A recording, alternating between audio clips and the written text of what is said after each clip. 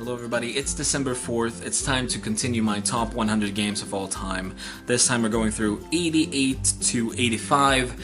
And as you can see, I moved myself a little bit to my left so that the games can be a bit bigger next to me this time. Because that's something that I noticed that I wanted to do. So, anyway, let's begin. My number 88 is Assassin's Creed Brotherhood. It's my only Assassin's Creed game on the list, spoiler, because I didn't want to do the whole series thing again. I just remember that Brotherhood was the one that I enjoyed the most gameplay-wise, because you could have people that you kind of had in your brotherhood that you could call for and help you and assist you and things like that. And I remember this game being the one that I enjoyed the most, though I enjoy the whole series of games. Assassin's Creed is actually a game that I do enjoy a lot. I like the settings, I like the gameplay, even though it's repetitive, and even though the games don't like do a lot of new things every time, I still enjoy the story and what's going on and how it plays.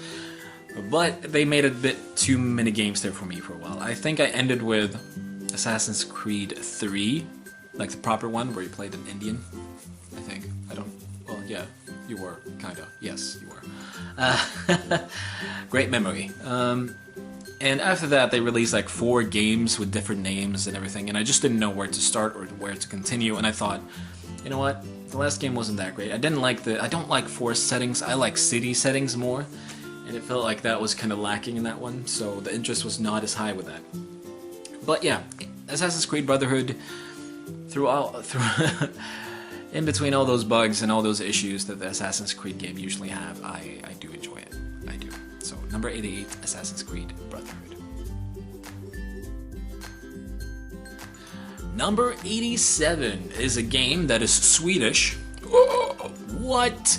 There are good Swedish games out there? Well, I mean, it's a very popular game. I don't know if you could consider it good. It's Minecraft. Minecraft, the creative block game. Is that what you could call it, right? Basically, you are a dude. Sadly, you're only a dude. Well, they did say in an interview that that your character was genderless and it was up to you to decide. But they still write it as he, I believe, in all their promotions. So.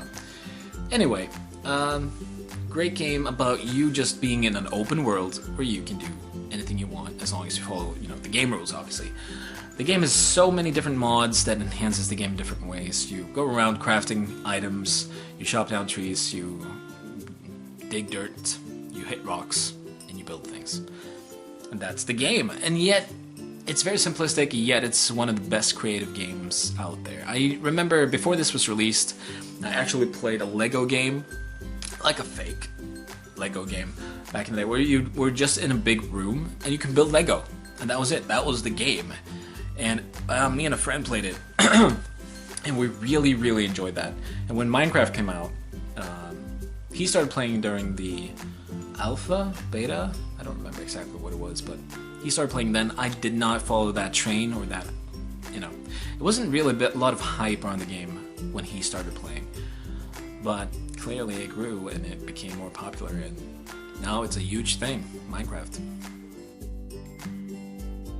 Number 86 is Dead Rising. It's one of those games that I've not actually finished. I've not gone through to the end of that game, but I've played it so much that I feel like I still have a proper experience of it, and I've seen most of the story from it, from my brother playing it.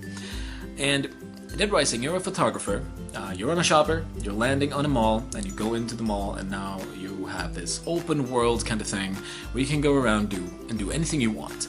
And the game has an in-game clock that goes, I was gonna say go down, but that's a timer, but it has an in-game clock that has different times for different things or different events that will happen. You don't know them, obviously, the first time you play, but at midnight the zombies become more crazy the first time that happens, and it's just a very interesting game. You can go around and pick up anything, pretty much, to fight with, and you can craft your own items. There's a story there twisted with this kind of... It feels open world when you get in there, but there's still so many things that you need to do and want to do. And it's just a perfect mix of those two things, so yeah.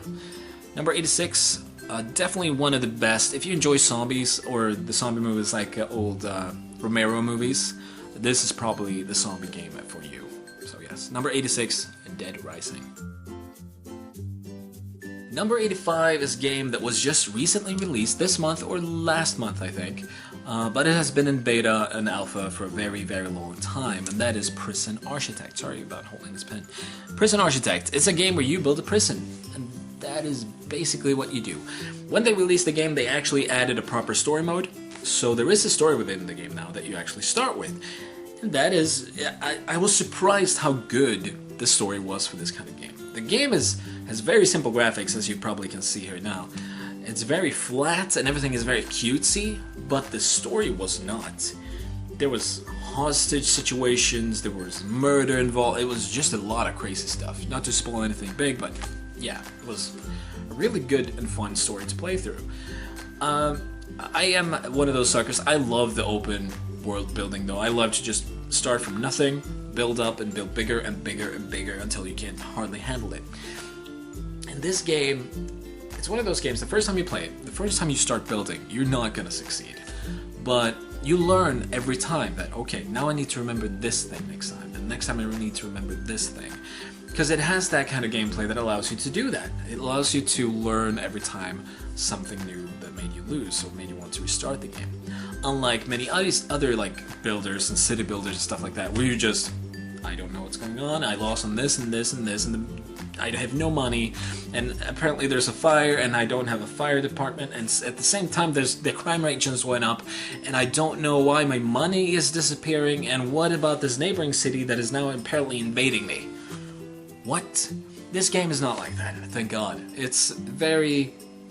It allows you to... I wasted my money. You're bankrupt. Alright, I build rooms. That's silly. You need to build this room first. Oh, I didn't do that. I failed. Okay, next time I'll build that room first. Oh, I need this thing after that and the next time. Okay, then I'll do that. And you learn the building order to begin with, but as soon as you're done with the first cell block in your prison, it's really up to you what you want to do with it. If you want to be a horrible prison, if you want to take care of your prisoners in a good way, if you want to have an open prison, and I just love it. You kind of build a story around your own prison and how you build it, and I love it. I love it so much. So Prison Architect, number 85.